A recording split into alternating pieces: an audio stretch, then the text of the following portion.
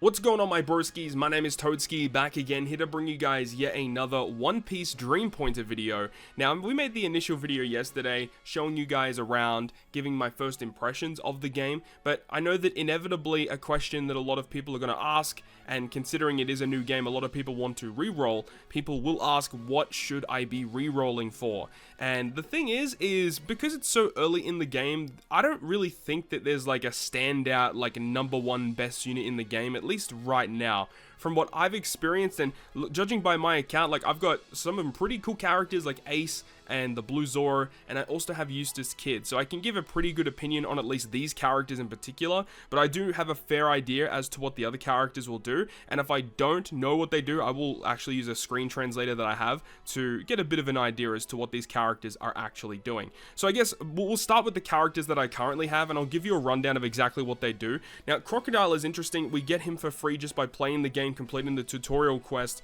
Crocodile being a yellow 5-star unit, and he is basically like a DPS kind of unit. He's a really nice character to have. He's got an interesting passive skill that gives him damage bonuses depending on how many sand markers he has, and you'll see this like a constant with a lot of these characters is that they have markers or certain buffs that are specific to their own character. So Crocodile has sand levels or sand markers, and for every one he has, he gets a 12% damage boost.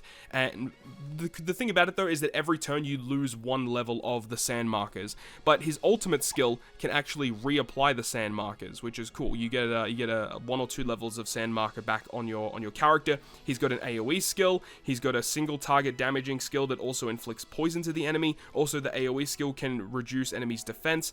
Crocodile overall is just a very solid character, and as you play the game, you get him for free. So yeah, you're going to be getting him no matter what. Crocodile is a fantastic unit to start off with. So we have Portgas D Ace. The thing about Ace with his passive skill is that he actually gets more damage the less health you have, which if you guys are coming from One Piece Treasure Cruise, you know that there's actually a lot of the Whitebeard pirates that are very similar to that, where they get better buffs the lower their HP is, and this guy is very similar. He also says that if he dies, that he gives the characters in your front row get like an attack boost for one turn, so that's pretty neat. And he also has certain benefits if he's partnered up with characters like Luffy or other Whitebeard pirates, so that's the way that Ace kind of performs. In terms of his skills, all of his skills are area of effect, they're AoE.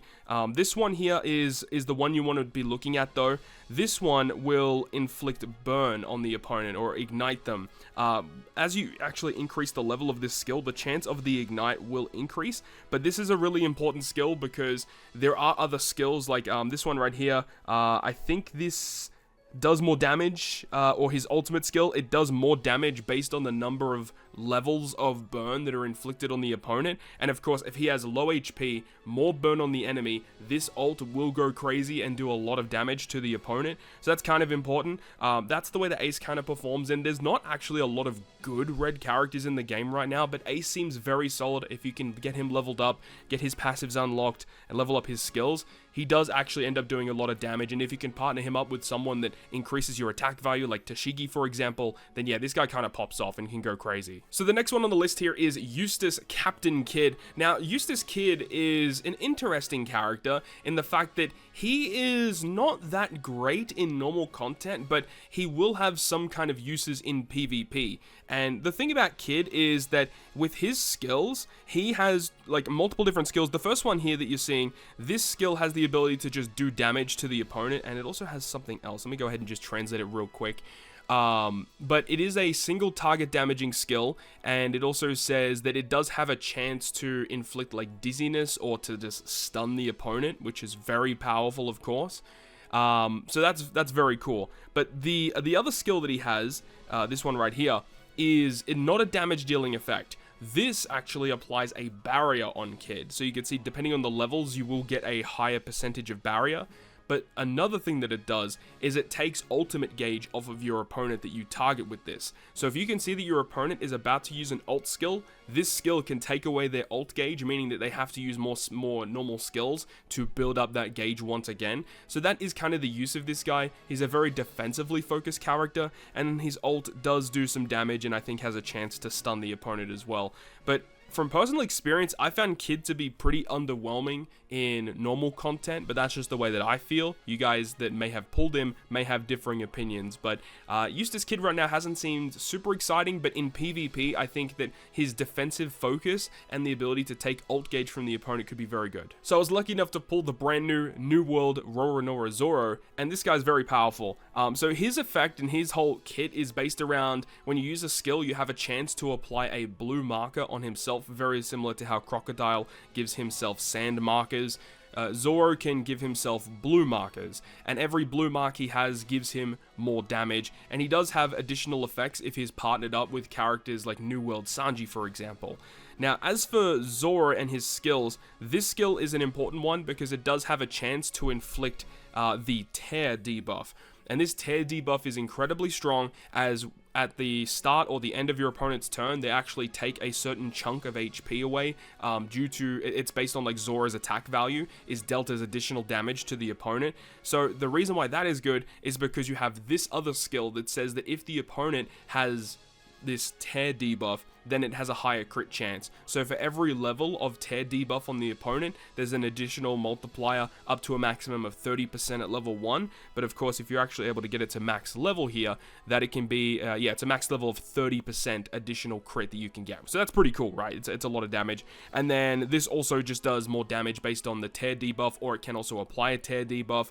He's just a really big blue DPS character, and that's his sole focus. So if you need a blue DPS, this is probably the best blue DPS in the game right now. So I don't have any of the other 5 stars, so we're going to be checking out the summon banner right here. So we can have a look at Sanji. Now, Sanji with his skill, let's go ahead and translate it because I have no idea what this guy does. I've never translated anything in regards to what he does. So he does 300% his attack, that's max level, gold card of course, and 100% chance of an additional combustion effect. Each round causes 50% of his attack power as damage. New World Sanji for 2 rounds. There's a 50% probability to trigger pursuit, and the damage caused by the pursuit is reduced by 20%.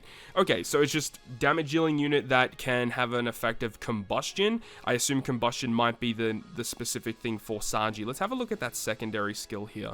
Let's see what this one does. Obviously, 300% of his attack is dealt to the opponent, and a 50% chance to apply dizziness or the stun debuff for 1 turn. That's very good. Every time the target has 1 combustion effect, the probability of dizziness rises by 15% up to 30%. Whew, okay, that's really good. So you can get up to an 80% chance of inflicting dizziness with combustion and the max gold card. I wonder how that actually works, but you gotta remember that you're going to be getting Croc guaranteed. So going for Sanji, I don't know if Sanji is going to be like the best moving forward, but just reading this at the moment, he seems very, very good. And then his ultimate skill, 413% of his attack. That's a big, big number. The version of 20% of his own health, and the other party has a burning... Again, the translations are going to be very, very mixed. Maximum health of 5% of the other partners in the front row up to the maximum of 15%. And then he has additional buffs if Zoro is in the front row as well. So yeah, Zoro also has an effect when Sanji's on the field. You get like better buffs out of him. But from what I could tell, Sanji is just a big yellow DPS, very similar to how... how Zoro was basically a big blue DPS, Sanji is just a big yellow DPS from what we can see here. I'll just translate the passive very briefly. After you use your skill, 100% chance of probability for 2 levels of yellow marker, up to 3 layers of that, and then each has a yellow mark rising, it looks like 14%. And up to 56%. Every time the target is burned, the damage caused itself is increased by 18% up to 36% at the end of the round. If he's in the front row, and you have New World Zoro, and you get an increased attack power based on, like, I think it's based on the blue markers that Zoro has. Yeah, Sanji seems really good. He seems incredibly strong. So again, big yellow DPS, and if you can partner this up with New World Zoro, that's a crazy combo, but it's probably better to save your gems and summons for something else in the future. So I know Vivi is a pretty big fan favorite. I'm very actually excited to read what Vivi does. I assume that she's like a supporter style unit here. So it says, choose one of your teammates for her first skill. The character card is upgraded at the rate of 50% chance. The probability is added to the new character card once again. So you get like, you upgrade the card and there's a 50% chance that you get like another card of that. And 100% chance to dispel 2 debuffs on your targeted teammate. That's really good. It doesn't do any damage, of course, but it's a really good supporter style unit. I like that. This one does look to do damage. 300% is very big.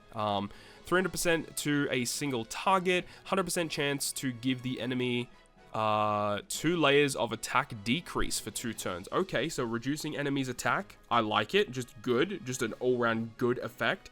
And then this looks to be just a supporter-style ultimate skill. And let's see. No damage, of course. So it's like 2 layers or 2 levels of Fuzi has risen on the 2 floors, lasting 2 turns, and reply to 1 line of motivation. I have no idea what that translates to. I have no idea what that means, but it seems interesting. So she is just an all-round supporter-style unit for your crew. And the health value rise by 20%. Single the health less, 70% consumption. And it looks like her passive skill gives extra health, a 20% health increase. And then if any other allies are attacked single target, then if their health is less than 70%, then it looks like they consume like 30 points of their ult gauge, and it gives them health back or something like that. As we said, Vivi's more of a supporter unit. You probably really want to focus in on getting DPS characters at the start of the game. And then you can focus on the subsidiary characters around that. So I don't think Vivi's a good character to start with, but she seems like a good character to have in the future, potentially. So Basil Hawkins, my wife Karissa, who's been playing the game as well, actually pulled Basil Hawkins, and she wasn't really a big fan of him initially, but after we translated his abilities, he actually seems really good. So the level 1 skill, or the first skill, is just damage and obtain the 3 occupation markers. Not really too sure exactly what the occupation markers are all about, but very similar to Vivi, he's kind of like a supporter style unit. You've got this skill 2 where you select a teammate, you draw 3 cards for that teammate, and a probability of a 50% chance of getting a 4th additional card. And then it also gives them the ability to remove 3 debuffs on that opponent as well, like a super good utility character. And then the ultimate skill, which we'll have a look in just a moment. So the ult is interesting, where it basically deletes all your current cards that you have. You redraw the same amount, guaranteeing all of them to at least be silver cards, and then also give defense up to your allies for 2 turns. So a very defensively focused effect. If you have really bad cards, you get rid of them, you get silver ones instead. And of course, if you get multiple silvers, they can fuse into golds, which is cool.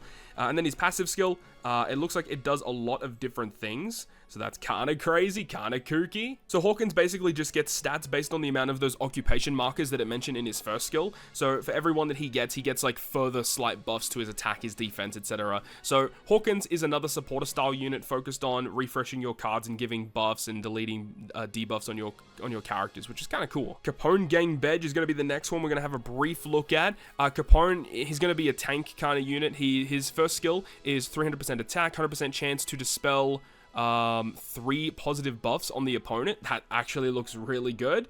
The secondary skill is kind of like what Kid does with applying a barrier. So 3 layers of provoke on himself. That's actually really cool. So I think each layer of provoke allows the enemy to target him 1 time, and then it removes a layer, I think is how it works.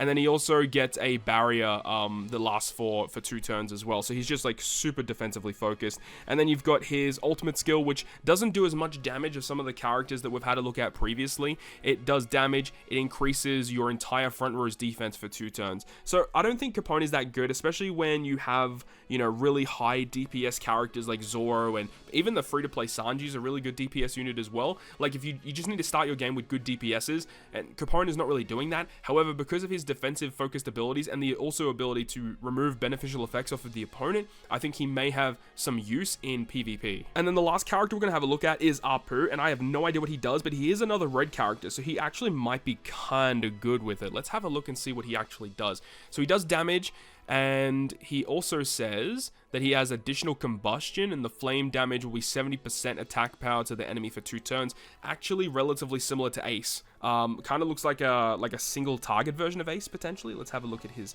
secondary skill. Not a lot going on here, so it is just applying, once again, 300% damage, 100% chance to forbidden treatment for 2 rounds. Have no idea what that refers to. And then his ultimate skill, which I'll just translate by itself so we don't get any mixtures here. So Apoo's actually got an interesting ultimate. It's kind of like a supporter thing, where it does damage, of course, but then it also will have like a 50% or 50% of his attack is added as like combustion to the enemy, which also does damage at the end of the turn for 2 turns. And then he also gives all of your other allies an attack buff which is kind of cool, which lasts for 1 turn. So you can use him first to buff your other allies as well as inflicting more combustion effects on the opponent. He's got a very, very minimal looking passive skill, so we'll go ahead and have a brief look at it. At the beginning of the round, each enemy has 1 intention or 1 hand card, and the sound wave is strengthened so that the offensive effectiveness of Apoo is up by 7%, up to 35% maximum. So at the beginning of each round, he gets a certain effect, and it looks like this might potentially stack continuously, so he just gets stronger and stronger as the fight goes on. So that's looking like what he does. So I think Apoo's not terrible, but he doesn't look like the big damage dealer that you'd be looking for, and it really just kind of feels like red is kind of underwhelming in terms of damage potential right now. The free-to-play Luffy that you get from just by playing the game is actually pretty solid. He's got some cool skills as well, like he's got a provoking damage one, especially when you get it buffed to multiple levels. It does good single target damage, and then also can provoke the enemies to attack him, and then you've got an AoE effect that can reduce defense, and then he's just got a really hard-hitting ultimate. So if you're looking for a good red character, of course Ace is strong, but I also think the free-to-play Luffy is also good. And also Buggy is another solid option that people have been potentially using for red. He's got a pretty interesting set of skills as well. So, you know, I think that if you're looking for good red, you go with Buggy, Luffy, or if you get Ace, that's awesome. As I said, I think Kid has been kind of mid for PvE content, but I think he's going to be good for PvP. For good yellow characters, Croc or Sanji are amazing. And then for good blue characters, as I said, Zoro is fantastic. The free-to-play Sanji that you get is also pretty good. But I will say, if you can get your hands on Tashigi, which I believe you get her for free, Tashigi is one of the best blue characters in the game. I want to say that to you guys to make sure you guys know this, because if you have her, you should be using her. This skill right here can buff your ally's attack for 2 turns, and you get it at level 3. It's an attack buff that cannot be removed. And then her ult and her single target special like do a hell of a lot of damage, and I think it does do additional damage if it's like super effective damage as well. So like Tashigi just pops off, and she's only a 4-star unit, and you can get her for free. So if you have Tashigi, I would suggest using her. She's really, really good. But that's the rundown of all the 5-star characters. As we said, for blue, it'll be like Zoro or the free-to-play Sanji, and then you got like Tashigi as well, who's really good. For yellow, you want the Crocodile or the New World Sanji, and then for red, like Ace is probably the best unit. Kid's really good for PvP, I feel, and then obviously you got Apoo, who's a good supporter style unit, but you got the free-to-play Luffy and the Buggy. So that's the rundown of all the characters and their attributes. Hopefully you enjoyed the video, and if you did, make sure to go ahead and leave a like. And if you want to stay up to date with all the content I post, including more One Piece One Piece Dream Pointer content, make sure to hit the subscribe button down below. On that, guys, I'll see you guys within the next video.